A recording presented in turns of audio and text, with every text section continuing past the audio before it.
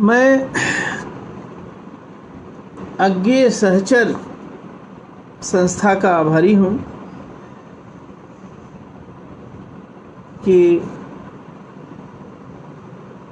उन्होंने गोरखनाथ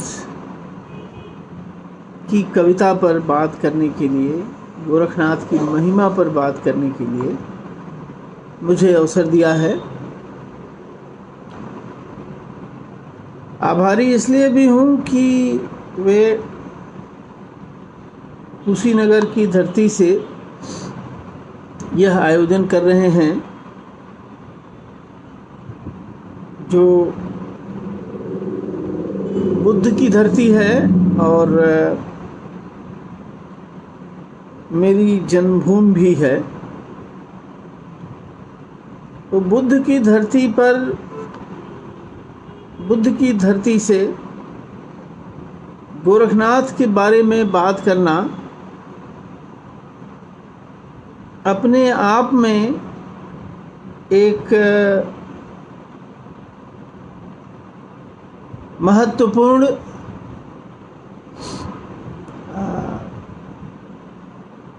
हो जाता है मुद्दा, क्योंकि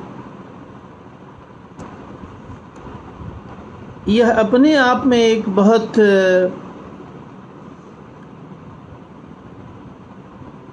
महत्वपूर्ण बात है कि धरती के एक ही हिस्से पर एक समय विशेष में बुद्ध होते हैं, एक समय विशेष में गोरखनाथ होते हैं, एक समय विशेष में कबीर होते हैं। ऐसे लोगों का होना एक धरती पर इतिहास के अलग अलग कालखंडों में, इसमें एक संगति जान पड़ती है। मैं अपनी चर्चा जो धीरे धरिबा पाँव, गोरखनाथ और धीरे धरिबा पाँव, इस विषय पर अपनी चर्चा शुरू करते हुए मैं सबसे पहले इस संगति की ओर ध्यान दिलाना चाहता हूँ कि आखिर वो कौन सी स्थितियाँ हैं जो एक ही धरती से बुद्ध, गोरख और कबीर जैसी विभूतियों को अलग अलग समय में जन्म देती है। एक तो जिसे हम धर्म कहते हैं, वह जीवन जीने का की एक पद्धति, एक तरीका। तो उस पद्धति और तरीके में एक असंगति दिखाई पड़ती है इन महापुरुषों को जिनका नाम मैं ले रहा हूँ, और वे उस असंगति को अपने अपने ढंग से दूर करने का काम करते हैं।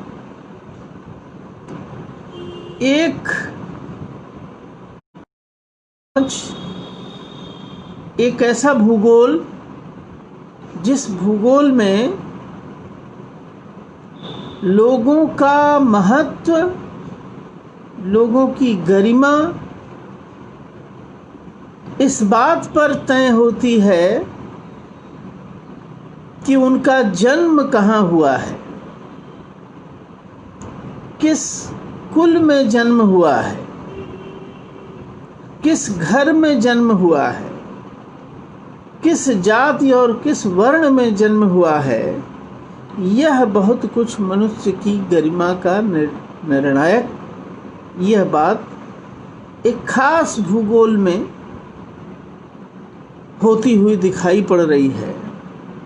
और इस प्रतिमा, इस मान से, इस बोध से, इस धारणा से बहुत सारी दिक्कतें पैदा होती रही हैं हमारे समाज के भीतर। और समय समय पर हमारे जो उन्नायक हैं, जातीय उन्नायक जिनको हम कह सकते हैं, उन्होंने ऐसी व्यवस्था की विसंगतियों पर उंगली रखी। होता क्या है कि एक बड़ी आबादी, जब इस तरह का एक स्तरीकरण होता है कि आपने जन्म कहाँ लिया है, किस जाति और किस वर्ण में लिया है और इससे आपकी महिमा तय होने वाली है, तो एक बड़ी आबादी इस पूरी व्यवस्था में उपेक्षित होती है और उसकी अस्मिता को नीचा दिखाया जाता है, और अस्मिता को ही नहीं बल्कि उसके जीवन में जो भौतिक सुख सुविधाएं और ज़रूरतें होती हैं, वो भौतिक सुख सुविधाएं और ज़रूरतें भी कम हो जाती हैं।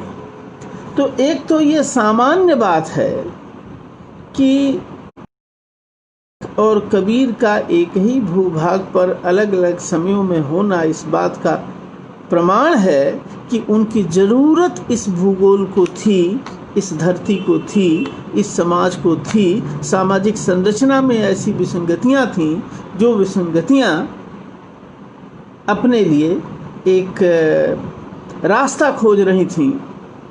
उन विसंगतियों से जो पीड़ित मनुष्यता थी, वह मनुष्यता अपने लिए रास्ता खोज रही थी, और उस रास्ते के अग्रधावक के रूप में ये विभूतियाँ हमारे यहाँ दिखाई पड़ती हैं। मैं बार बार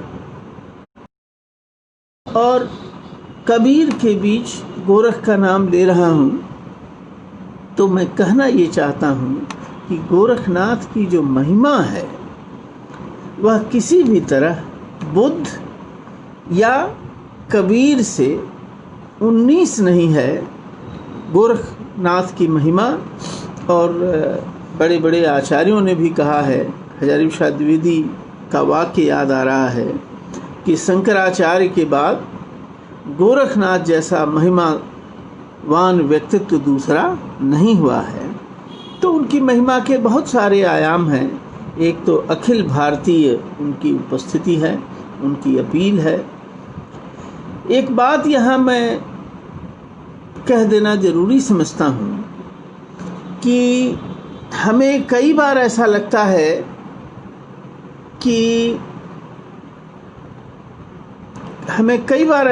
है कि हमारी विपत्तियों के मूल में, हमारी मुश्किलों के मूल में कुछ दूसरी शक्तियाँ हैं। एक औपनिवेशिक जो गुलामी थी, कई बार हम उसके ऊपर दोष मढ़ देते हैं। विदेशी आक्रांताओं पर भी हम दोष मढ़ देते हैं। लेकिन इसके साथ हमको इस बात पर ध्यान रखना चाहिए कि हमारी अपनी जो सामाजिक व्यवस्था थी, हमारी अपनी सामाजिक व्यवस्था के भीतर भी कुछ दिक्कतें थीं। हम इतने गए गुजरे नहीं हैं कि हमने दिक्कतें अपने लिए नहीं पैदा की, सारे बाहर के लोग आकर के हमारे लिए दिक्कत पैदा कर दिए। यह धारणा एक तरह से हमें आत्मालोचन से दूर करती है और हमें एक तरह से जड़ बनाती है। तो इस तरह की हमें देखना चाहिए कि हमारी परंपरा के भीतर कौन से शुभ तत्व हैं और कौन से अशुभ तत्व हैं, और जब हम अशुभ तत्वों के लिए हमेशा दूसरे को जिम्मेदार ठहरा देंगे तो हमारे लिए यह संभव नहीं हो रह जाएगा कि हम अशुभ तत्वों से अपने को मुक्त करके अपनी परंपरा के प्रवाह को आगे बढ़ा सकें। तो गोरखनाथ का जो समय है, गोरखनाथ के समय में हम सब जानते हैं कि जो इतने तरह के जो सामाजिक विभाजन थे, उन सामाजिक विभाजनों की वजह से बहुत सारी धार्मिक सरणियाँ थीं। तंत्र साधना थी, रहस्य साधना थी, तरह तरह की साधनाएं, शाक्त साधनाएं थीं, वैष्णव साधना भी हो रही थी, वैदिक साधना और वैदिक ढंग से जीने का,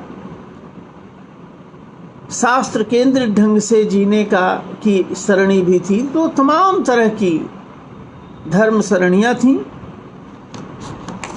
उसी समय में इस्लाम जैसे संगठित धर्म से हमारे देश की पहचान हो गई थी और एक तरह का ध्रुवीकरण गोरखनाथ समय में हो रहा था, जिसमें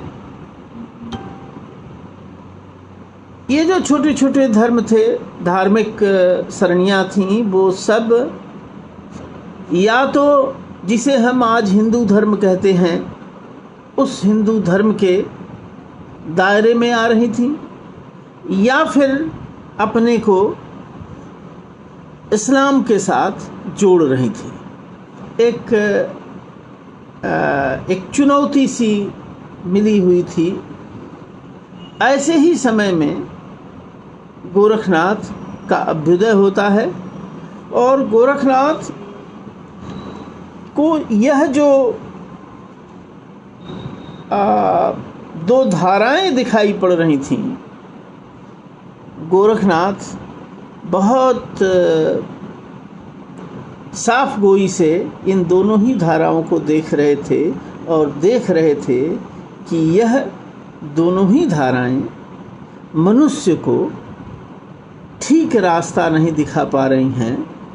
मनुष्य के जीवन में तरह तरह की दिक्कतें ये पैदा कर रही हैं। पहले से जो विभाजन मौजूद है, पहले से जो स्तरीकरण मौजूद है, पहले से जो भेदभाव मौजूद है, उसका ये दोनों ही सरणियाँ, तो उन्होंने एक बहुत ही सम्यक दृष्टि अपनाते हुए एक ऐसे पंथ की कल्पना की, एक ऐसे मार्ग की कल्पना की जो मार्ग ना हिंदू ना मुसलमान के तर्ज पर चल रहा था। उन्होंने देखा कि एक तो एक ऐसी धारा है जिस धारा में कथनी और करनी में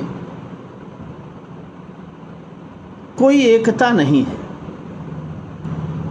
आदर्श बहुत ऊंचे हैं, बहुत बड़े हैं, उदात्त हैं, लेकिन व्यवहारिक रूप उनका बहुत ही उलट है। कथनी और करनी में इतना फर्क है, इतनी फांक है, कोई उसमें तालमेल नहीं है। गोरखनाथ यह भी देख रहे थे। गोरखनाथ यह भी देख रहे थे कि एक धारा है, उसमें भी इस तरह के जो कर्मकांड हैं, इस तरह के एक खास तरह की संकीर्णता उनको दूसरी धारा में भी दिखाई देती है। इसलिए उन्होंने ना हिंदू ना मुसलमान, यानी दोनों जो धर्म सरणियाँ उस समय जो बहुत प्रबल रूप से सामने आ रही थीं, दोनों में ही उन्होंने देखा कि मनुष्यता के लिए सही रास्ता नहीं है, तो ना हिंदू ना मुसलमान। आप देखेंगे तो गोरखनाथ की कविता में कथनी और करनी पर बहुत जोर दिया गया है और कथनी और करनी की एकता पर बहुत जोर वो देते हैं और कहते हैं कि कथनी कथय सो सिख बोलिए और वेद पढ़े सो नाती, रहनी रहे सो गुरु हमारा, हम रहता का साथी। जो कथनी करता है वह हमारे लिए शिष्य है, यानी हम उसकी बात नहीं सुनने वाले हैं जो केवल कथनी कर रहा है। और वेद पढ़े सो नाती, जिसका सारा ज्ञान, सारा पांडित्य, सारी महिमा वेद पाठ में है और वेद का जो मर्म है वह मर्म वो नहीं जानता, वह हमारा नाती है, यानी उसकी बात को तो हम और भी तरजीह नहीं देंगे। तरजीह किसको देते हैं गोरखनाथ? रहनी रहे सो गुरु हमारा, जो रहनी रहता है, जो आचरण करता है। देखिए, एक बड़ी समस्या हमारे समाज की है, भारतीय समाज की है, और इस समस्या के लिए, इस परेशानी के लिए हम किसी दूसरे को 200-300 वर्ष के औपनिवेशिक शासन को या विदेशी आक्रांताओं को हम जिम्मेदार नहीं ठहरा सकते। और वह विशेषता है पाखंड की। हमारा वक्तव्य कुछ और होगा, हमारा आचरण कुछ और होगा, और एक अजब सी वैधता पाखंड को मिली हुई है, और जाने कब से मिली हुई है हमारे समाज के भीतर, कैसे मिली हुई है। इस पाखंड के समाजशास्त्र पर अलग से विचार करने की जरूरत है। तो और कई बार आप ध्यान से विचार करेंगे तो पाएंगे कि बाहरी आक्रांताओं को इस भूभाग पर आने का रास्ता जो मिला, इसमें प्रवेश जो मिला, उस रास्ता बनाने में, उस प्रवेश दिलाने में पाखंड के समाजशास्त्र की जबरदस्त भूमिका रही है। इसलिए गोरखनाथ ने बहुत मजबूती से पाखंड का रास्ता कैसे बंद हो सकता है, कथनी को महत्व नहीं दिया जाए, करनी को महत्व दिया जाए, आचरण की सभ्यता पर। भले ही यह लेख बहुत बाद में लिखा गया अध्यापक पूर्ण सिंह द्वारा, लेकिन आचरण की सभ्यता पर गुरु गोरखनाथ ने विशेष रूप से महत्व दिया है। क्यों? क्योंकि वे देख रहे थे कि जो पाखंड का समाजशास्त्र है, पाखंड की जो चर्या है, वह चर्या भारतीय जीवन को, भारत की महिमा को, भारत के वैभव को तार तार किए दे रही है। तो पहली चोट जो गोरखनाथ करते हैं वो पाखंड के समाजशास्त्र पर करते हैं, कथनी पर करते हैं, कथनी और करने की भिन्नता पर करते हैं। और रहता हमारा गुरु बोलिए हम रहता का चेला, मन माने तो संग फिरे और नहींतर फिरे अकेला। तो रहने वाले को वो गुरु मानते हैं और महत्व देते हैं। यह एक कसौटी की तरह गोरखनाथ के यहाँ है, और जिसकी अनुगूंजें आगे चल कर के हम कबीर आदि संतों की धारा में देखते हैं। तो पहली चीज, समय समाज के भीतर पाखंड का जो बोलबाला था, उस बोलबाला को गोरखनाथ जबरदस्त चुनौती देते हैं। और जैसा कि मैंने कहा कि ये दोनों ही धाराओं की जो संकीर्णताएं थीं, उन संकीर्णताओं की पहचान गोरखनाथ को थी, और इस पहचान के नाते ही उनको जो इतनी व्यापक स्वीकृति मिली। गोरखनाथ का जितना मैं देख पाया हूँ, मेरे ज्ञान की सीमा हो सकती है, जानकारी की सीमा हो सकती है, लेकिन बुद्ध तो अपने धम्म प्रचार के क्रम में बहुत सारे राजाओं महाराजाओं से मिले और उनका समर्थन उनको प्राप्त हुआ। गोरखनाथ के जीवन में ऐसी कोई घटना नहीं मिलती कि वो जाके किसी राजा से मिले हों। गोरखनाथ जो सामान्य जनता थी, जो जन समूह था, उसके साथ वो संवाद करते हुए दिखाई पड़ते हैं, उससे मिलते हैं।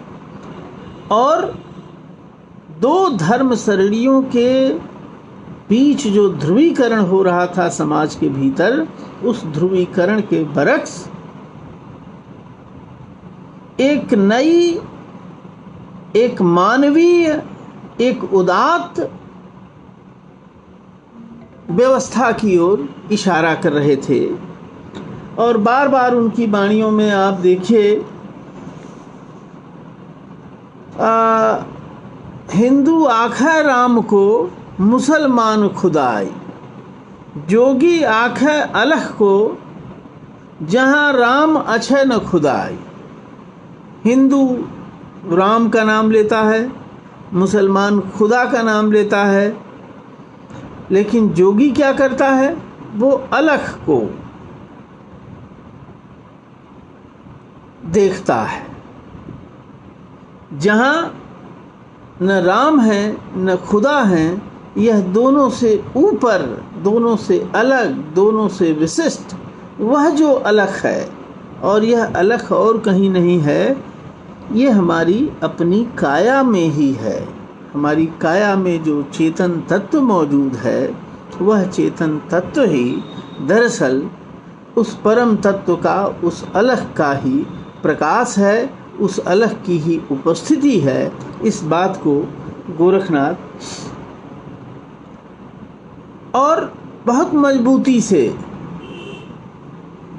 जो वो है क्या कि ये जो पाखंड का समाज शास्त्र है, उस पाखंड के समाज शास्त्र को बल कहाँ से मिलता है? पोथियों से मिलता है, किताबों से मिलता है। क्योंकि बहुत आसान है पोथियों में लिखी हुई वाणी को पढ़ लेना और उसे दोहराते रहना, और उसको पढ़कर उसको दोहराते हुए सामाजिक जीवन में कुछ सम्मान प्राप्त कर लेना, ये बहुत आसान है। लेकिन मुश्किल है उस पढ़े हुए को जीवन में उतारना। इसलिए बार बार कहते हैं कि वेदे न शास्त्रे, कतेबे न कुराने, पुस्तकें न बच्चा जाई। वेद में नहीं, पुराण में नहीं, कतेब में नहीं, कुरान में नहीं, बचने का उपाय, मुक्ति का उपाय इनमें कहीं नहीं है। ते पद जाना बिरला जोगी, और दुनी सब धंधे लाई। मुक्ति कैसे मिलती है? निदान कहाँ है? यह तो कोई योगी ही जानता है, कोई योगी ही जानता है। और बाकी जो बात करते हैं, वो ये जो दोनों बात करते हैं, वो धंधे वाली बात है। वह एक तरह का व्यवसाय है, जिसको आगे चल करके तुलसीदास ने अपनी शब्दावली में, भले ही तुलसीदास ने गोरखनाथ को लेकर के गोरख जगायो जोग भगत भगायो लोग जैसी बातें कही हैं, उसके पहलू पर कभी और चर्चा करूंगा मैं। लेकिन तुलसीदास भी इस बात की आलोचना करते हैं कि जो शास्त्र हैं,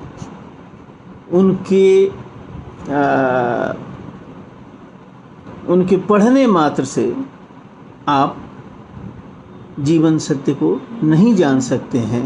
कबीरदास ने तो खैर इसको बहुत मजबूती से इस बात को रखा है। तो एक हिंदू और मुसलमान दोनों की जो संकीर्णताएं हैं, दोनों के जो रूढ़ियां हैं, दोनों के यहाँ जो कर्मकांड हैं, जो कर्मकांड जीवन पर इस कदर भारी पड़ गए हैं कि उन कर्मकांडों को से ऊपर उठ करके एक सहज जीवन की पद्धति की ओर गोरखनाथ हमको ले जाते हैं। उनका जो जिस पंक्ति से मैंने आज की वार्ता का शीर्षक लिया है, हबक न बोलिबा ठबक न चलिबा धीरे धरिबा पाँव, गर्भ न करिबा सहजे रहिबा भड़ंत गोरख राम। ये एक है, तो आप कहेंगे कि इसमें कोई ऐसी गूढ़ बात तो नहीं है। दिक्कत ये है कि हमेशा हम गूढ़ बातों की खोज में रहते हैं और गूढ़ बातें मिलती नहीं हैं और अपने जीवन के सहज क्रम को बाधित कर देते हैं, जीवन के सहज क्रम को उलट पलट देते हैं, उसकी सहजता को नष्ट कर देते हैं। तो ये जो सहज बातें गोरखनाथ ने कही हैं, हब की न बोलिबा, बोलते समय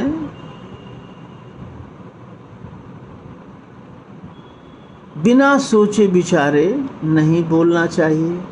बोलने के पहले विचार करना चाहिए, कहाँ बोलना चाहिए और कहाँ नहीं बोलना चाहिए, कहाँ चुप रह जाना चाहिए। ठबक न चलिबा, चलने में भी एक गति होनी चाहिए, एक लय होनी चाहिए, एक संतुलन चलने में भी होना चाहिए। धीरे धरिबा पाँव, धीरे पैरों को धीरे धीरे। और ये जब पंक्तियाँ पढ़ रहा था तो मुझे बुद्ध के एक उपदेश की याद आई, जिसमें बुद्ध ने कहा है, नहीं बुद्ध तो वो भी निरंतर चलते रहने का उपदेश देते हैं, चरत भिक्षवे की बात करते हैं, लेकिन बुद्ध भी कहते हैं कि बहुत तेज नहीं चलना चाहिए। तो ये बातें कोई ऐसी गूढ़ नहीं हैं, लेकिन जब सहज बातों से ही हमारा नाता टूट गया हो तो उस समय संतों का और गुरुओं का काम यही है कि वह जो सहज बातों से हमारा नाता टूट गया है, वापस उस सहज बात से हमको जोड़ें। मन में रहिणा भेद न कहिणा, बोलिबा अमृत बाणी, अगला अग्नि होइबा अवधू तो आपन होइबा पानी। यह अपनी बात को मन में रखना, भेद को कहना नहीं, और अमृत वाणी बोलना। वाणी जो बोलें वो प्रिय वचन बोलें, मधुर वाणी बोलें। और अगला अग्नि होइबा अवधू, अगला आदमी बहुत क्रुद्ध है, बहुत आवेश में है, नियंत्रण खो दिया है वाणी पर उसने, तो आप इस तरह बोलिए कि उस आग पर पानी का काम करे। यह नहीं कि वो कोई अगला आग हुआ है तो आप उस पर पेट्रोल डाल दें। गोरख कहे सुनहरे अवधू, जग में ऐसे रहना, आंखें देखिबा काने सुनिबा, मुखते कछु न कहना। एक जो हमारे समाज के भीतर एक निंदा का व्यवसाय है, और फिर उस निंदा की जड़ें आप देखेंगे तो उस निंदा की जड़ें, उस निंदा के सूत्र आपको कहाँ मिलेंगे? उसी पाखंड की जो पाखंड का जो समाज शास्त्र है, उस पाखंड के समाज शास्त्र की ही निष्पत्ति निंदा विधान में है। और इस निंदा की भी संतों ने आलोचना की है, और एक तरह से निंदा को भी एक तरह से हिंसा माना गया है। तो आप ठीक है देख रहे हैं, लेकिन किसी की निंदा मत करिए, मुख से उस बात को।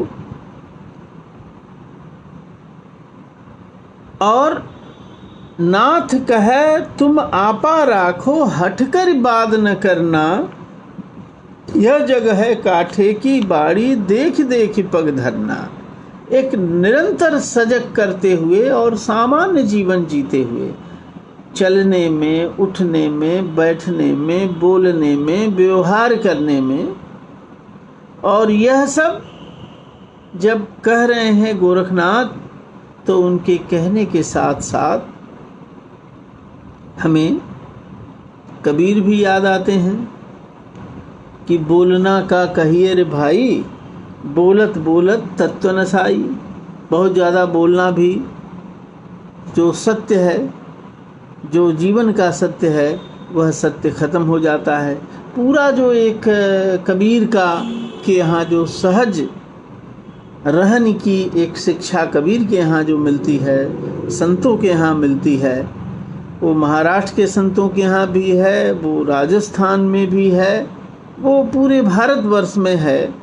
जो सहज रहन का उसके सूत्र हमको गोरखनाथ की कविता में मिलते हैं, जिसको कबीर कहते हैं कि सहज सहज सब कोई कहे, सहज न चीन्हे कोई, जे सहजे विषया तजी, सहज कही जे सो। तो इंद्रियों पर नियंत्रण का जो एक रुख है, वो इंद्रियों पर एक नियंत्रण, एक सहज जीवन पद्धति। कुछ बातें ऐसी हैं जिनकी चर्चा मैं यहाँ नहीं करना चाहता हूँ, क्योंकि पाखंड के खंडन के लिए गोरखनाथ ने कई बार बहुत कड़ी शब्दावली का भी इस्तेमाल किया है। और वह कड़ी शब्दावली पाखंडियों को चिढ़ाने के लिए उन्होंने किया है, वरना गोरखनाथ जो संस्कृत भाषा है उसमें निष्णात थे, और उनके अधिकांश ग्रंथ जो योग के ग्रंथ हैं, हठ योग के सिद्धांतों की चर्चा जहाँ की है, वो सारे ग्रंथ उन्होंने संस्कृत में लिखे हैं। लेकिन लोक में जो गोरखनाथ की महिमा है, वह महिमा उनकी गोरखबानी के नाते, क्योंकि संस्कृत का जो उनका सिद्धांत वगैरह है, वह सिद्धांत तो मान लीजिए कि शोधकर्ताओं के और विद्वानों के काम की चीज़ है, लेकिन लोक तक जो पहुंच रहा है और एक सामाजिक सच्चाई भारत की ये है कि साधन सुविधाओं के अभाव में ही नहीं, बल्कि व्यवस्थाओं के नाते, विधि निषेध के नाते एक बड़ी आबादी, पढ़ी लिखी आबादी नहीं बन पाई है आज भी के समय, तो वह प्रतिशत और ज़्यादा रहा होगा। तो वह जो बेपढ़ी लिखी आबादी थी या कम पढ़ी लिखी आबादी थी, उस तक पहुंचना गोरखनाथ की चिंता थी। और गोरखवाणी में जो बातें उन्होंने कही हैं,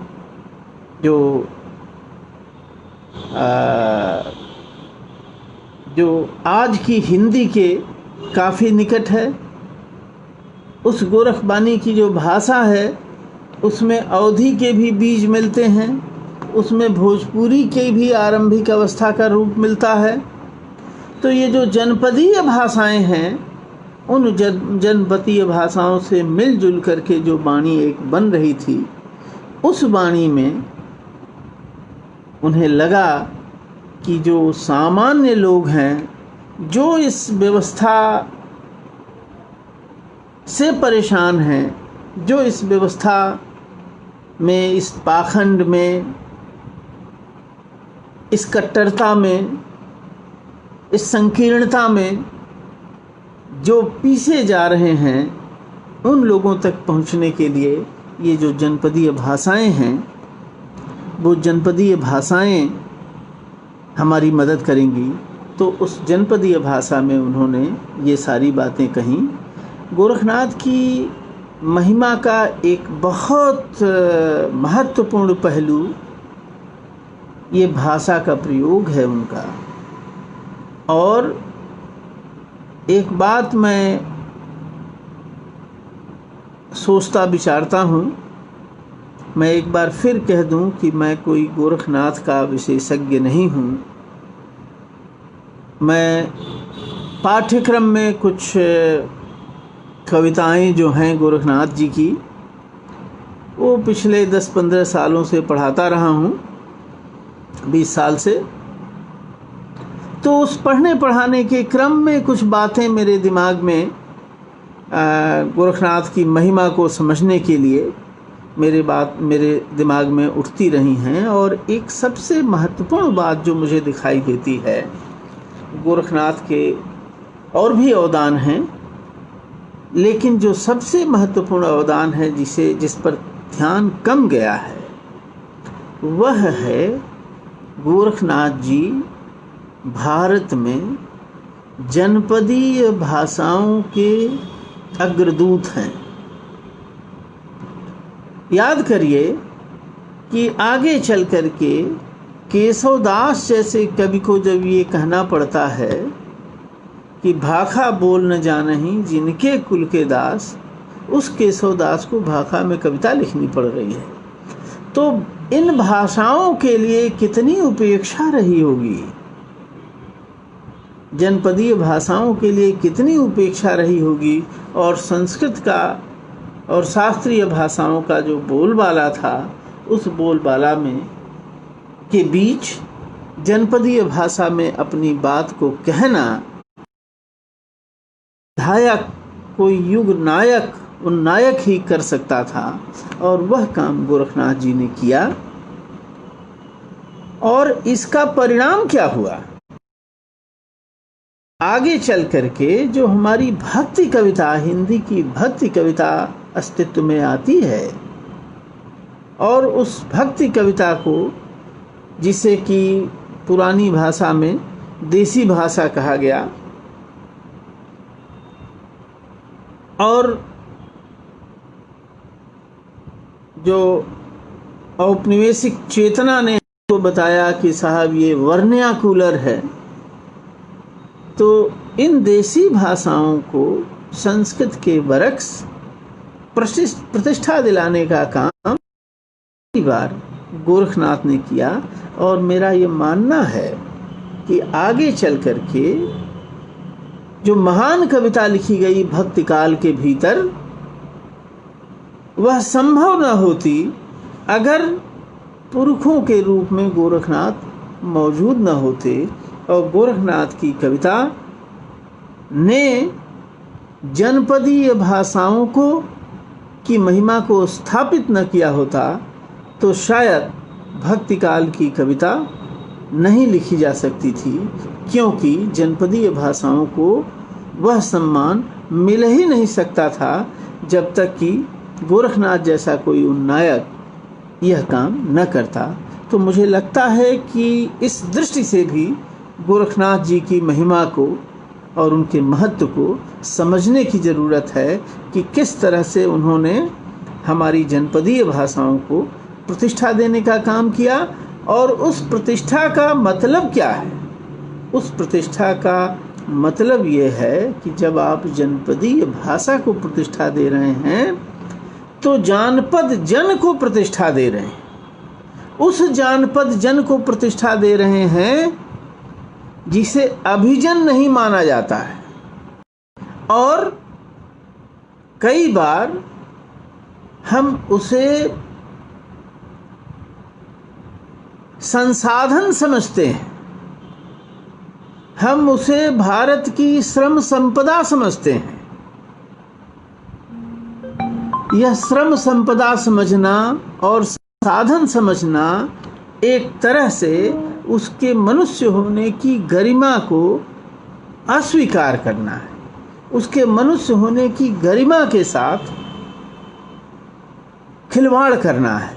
गोरखनाथ इस खिलवाड़ पर रोक लगाते हैं और जनपदीय भाषा, जानपद जन दोनों को प्रतिष्ठा देते हैं, दोनों को केंद्रीयता प्रदान करते हैं, और यह करते हुए वे भारत की एक नए तरह के भारत का निर्माण करते हैं। एक ऐसा भारत, एक ऐसी भारतीयता भारत का एक ऐसा स्वरूप जिसमें कर्मकांड नहीं होंगे, जिसमें जन्म के आधार पर वरिष्ठता तय नहीं होगी, जन्म के आधार पर श्रेष्ठता तय नहीं होगी, किसी वस्त्र के आधार पर श्रेष्ठता तय नहीं होगी, किसी पदवी के नाम पर श्रेष्ठता तय नहीं होगी, बल्कि आप किस तरह का जीवन जी रहे हैं, किस तरह का आचरण कर रहे हैं, उस आचरण की सभ्यता पर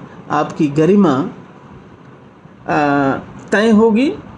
तो एक दूसरा जो महत्वपूर्ण काम गोरखनाथ जी ने किया, एक सामान्य धर्म प्रवर्तन, हिंदू और मुसलमान दोनों की संकीर्णताओं से ऊपर उठ करके और एक दोनों के लिए स्वीकार्य एक जीवन पद्धति विकसित करने का काम किया। उसके साथ जनपदीय भाषाओं को महत्व देने का, गरिमा देने का काम किया, जानपद जन को प्रतिष्ठा देने का काम किया गोरखनाथ जी ने। और इसीलिए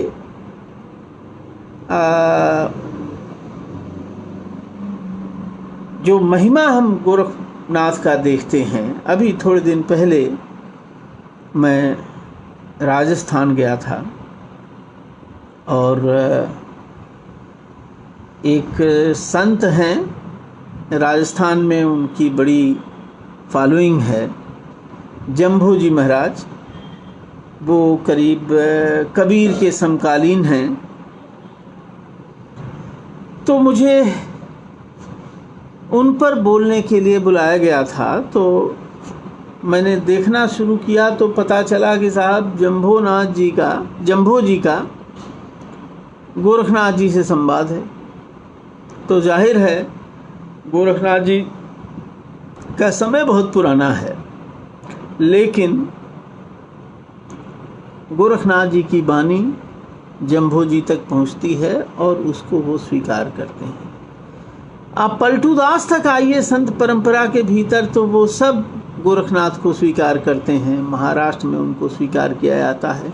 तो ये जो अखिल भारतीय महिमा गोरखनाथ जी को मिली, वह किसी राजाज्ञा से नहीं मिली और न ही किसी विशेष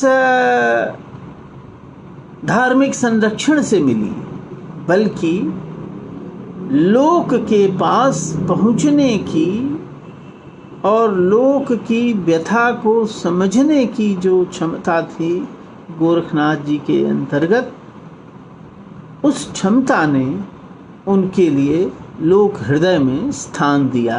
हालांकि ये जो पाखंड रचने वाली शक्तियां हैं, जो पाखंड रचने वाली शक्तियां, वो तो लगातार बनी हुई हैं। अगर वो बनी न रहती तो गोरखनाथ के बाद कबीर की आने की ज़रूरत नहीं होती। तो उनकी भी अपनी लड़ाई, एक सांस्कृतिक लड़ाई उनकी चलती रहती है और अनेक तरह से ऐसी शक्तियों ने गोरखनाथ पर हमले भी किए। जैसे एक शब्द समाज में प्रचलित है और धड़ल्ले से मैंने उसका प्रयोग करते हुए लोगों को देखा है, सुना है। मैं बचता हूँ उसके प्रयोग से और बल्कि समझाता भी हूँ कि ऐसे शब्दों का प्रयोग करने से बचना चाहिए हमें। एक शब्द है गोरख धंधा। यह गोरखनाथ की महिमा से जल भुन करके या गोरख पंथ का जो लोक में प्रभाव है, उस प्रभाव को कम करने के लिए, उसके प्रति उपेक्षा और उपहास करने के लिए एक पाखंड के समाज शास्त्र की द्वारा निर्मित एक खास शब्दावली है। एक बहुत ही प्रतीकात्मक क्रिया थी गोरख पंथ के भीतर, जिसमें गांठों को खोलने की, गुत्थियों को सुलझाने की एक पद्धति है। तो ध्यान की एक पद्धति है, उसके बारे में विशेष जानकारी नहीं है, लेकिन उसको अवमानित करने के लिए एक शब्द चलाया, गोरखधंधा। मुझे तो उस पूरी प्रक्रिया के बारे में जब मैं सोचता हूँ तो मुझे फिर कबीर याद आते हैं कि मैं कहता आँखिन की देखी, तू कहता कागज की लेखी, मैं कहता सुरझावन हारी, तू राखे अरुझाए रे।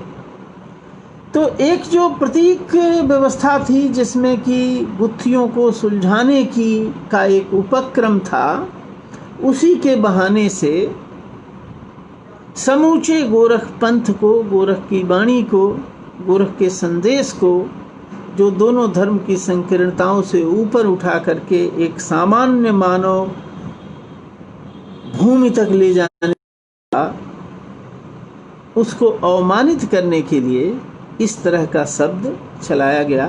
मैं समझता हूँ कि इस तरह के शब्दों की एक पूरी परंपरा है, जिसमें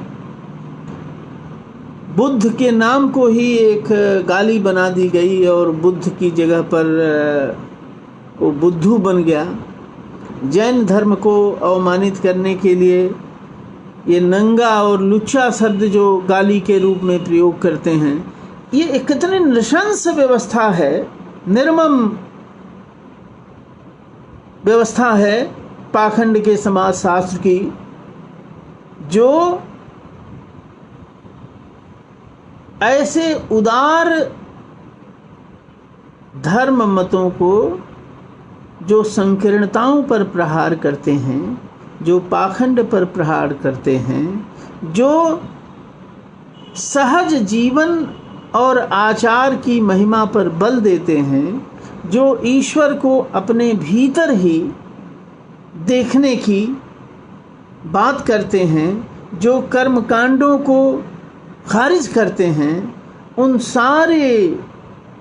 सारी विचार सरणियों को अवमानित करने के लिए ऐसे शब्दों की रचना भी पाखंड के समाजशास्त्र की पाठशाला में या कार्यशाला में ऐसे शब्द तैयार होते हैं।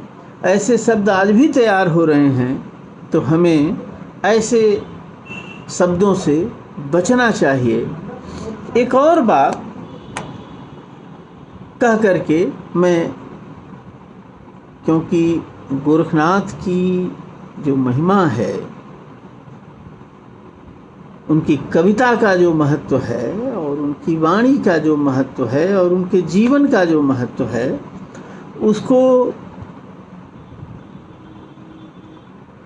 एक दिन में और एक घंटे में, और वो भी मेरे जैसा असमर्थ व्यक्ति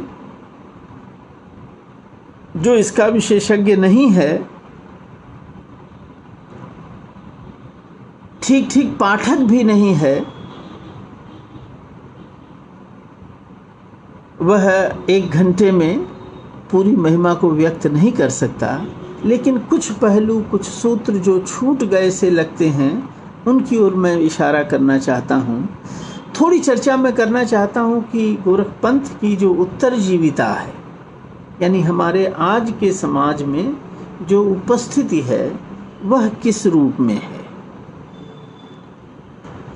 एक रूप तो उसका दिखाई पड़ता है कि गोरखनाथ को याद करते हुए संक्रांति पर, खिचड़ी पर एक बड़ा भारी मेला लगता है, और कभी उस मेले में जाएं तो देखेंगे आप कि मेले में कितने तरह के लोग आते हैं।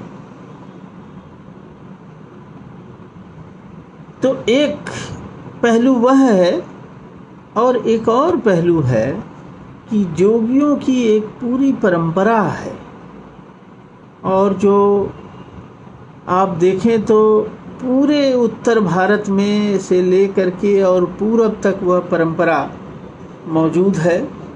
वो सारंगी पर गीत गाते हुए बचपन में हमारे दरवाजे पर भी आते थे, और भरथरी और गोपी चंद के गीत गाते थे।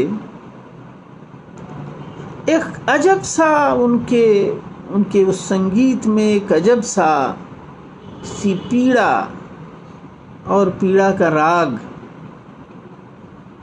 उनके संगीत में मौजूद है। और आप उनसे बातचीत करिए तो समझ में आएगा कि ये जो गोरखनाथ का रास्ता था, ना हिंदू ना मुसलमान वाला, जो जोगी हैं न हिंदू हैं न मुसलमान हैं, उस रास्ते को पर वे आज भी चल रहे हैं, चलते हुए दिखाई पड़ रहे हैं। उनकी कविता, उनके गायन को सुनिए तो उनके गायन को सुनते हुए बंगाल के जो बाउल हैं उनकी याद आती है। और बाउलों के संगीत में, बाउल संगीत में जो एक तरह की पीड़ा की पुकार सुनाई पड़ती है, वैसी ही आवाज़ इन जोगियों के गायन में सुनाई पड़ती है। केहू ना चिन्ही गोपी चंद, केहू ना चिन्ही, भाई ना चिन्ही, बहिना ना चिन्ही, योगी के सूरतिया नाही बिरना, बहनिया ना चिन्ही। तो इस तरह की, और मैं एक और बात कहूँ कि इन जोगियों का जो कम से कम भोजपुरी इलाके में जो मौजूद हैं, इनके जो गीत हैं, वो गीत अपने आप में भोजपुरी साहित्य की एक संपदा हैं। तो भोजपुरी साहित्य की दृष्टि से भी उन गीतों का संकलन बहुत ज़रूरी है। एक बंगाल के बाउलों का ये सौभाग्य था कि उनको रविंद्रनाथ जैसा संरक्षक मिला, और बाउलों की संगीत सभाएं होती हैं, उनके साहित्य को एकत्र किया गया है और उस पर काम हो रहा है। और आज भी आपको एक जीवंत परंपरा के रूप में बाउल मिल जाते हैं। जबकि गोरखनाथ के एक उत्तराधिकारी इन योगियों की प्रजाति धीरे धीरे लुप्त होती जा रही है, क्योंकि हमारे समाज के भीतर ना हिंदू ना मुसलमान, एक अंग्रेजी का मुहावरा है आइदर और, या तो वह, जबकि हमें एक ऐसे समाज की ज़रूरत है, हम एक ऐसे समाज हैं, विविधता भरे समाज हैं, जिसमें आइदर एंड और दोनों की गुंजाइश होगी। तो ये जो जोगी हैं, जो ना हिंदू ना मुसलमान हैं, दोनों में से कोई नहीं है, वो धीरे धीरे लुप्त होते जा रहे हैं। तो अगर हम गोरखनाथ के साहित्य पर, गोरखनाथ की विचार सरणी पर, गोरखनाथ के रास्ते पर चिंतन और अनुचिंतन करना चाहते हैं, तो लोक में प्रचलित उन योगियों के साहित्य को भी देखना होगा।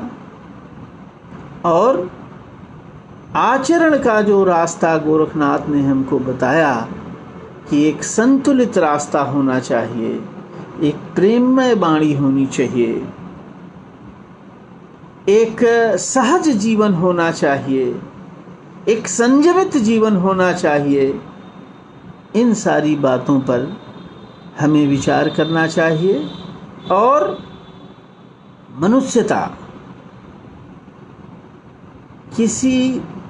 मनुष्यता को बंद किया जा सकता, मनुष्यता हमेशा बाड़े से बाहर होती है, खुली हवा में होती है। गोरखनाथ की कविता हमको वहाँ पहुँचने में मदद देती है। तो गोरखनाथ पर विचार करने का जो तरीका होना चाहिए, वह लोक में जो गोरखनाथ मौजूद हैं और अपनी लोकवाणी में जो गोरखनाथ मौजूद हैं, उन दोनों के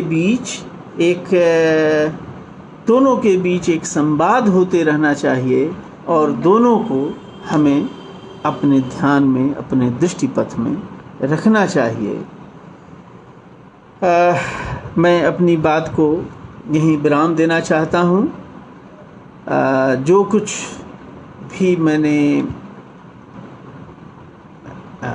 1 घंटे के भीतर गोरखनाथ की महिमा को लेकर के जो बातें मेरे मन में हैं, 1 घंटे के भीतर जितना कहना संभव था वो मैंने कहा।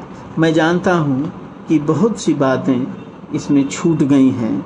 हम भाषा को लेके और भी बात कर सकते थे, हम उनके छंद विधान को लेके और बात कर सकते थे, हम उनकी अखिल भारतीय उपस्थिति को लेकर के उदाहरण देकर बहुत सारी बातें कर सकते थे, लेकिन इन सारी बातों के लिए फिर अवसर मिलेगा।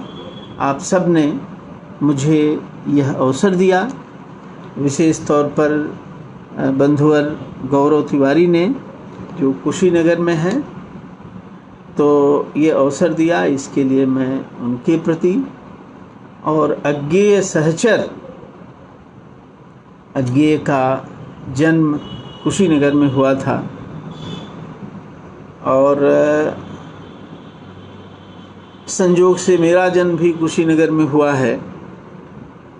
तो अज्ञेय सहचर संस्था का और इसके संचालकों के प्रति मैं आभार प्रकट करता हूँ कि आपने मेरी इस बिखरी बातों को और कुछ सीखने का अवसर दिया।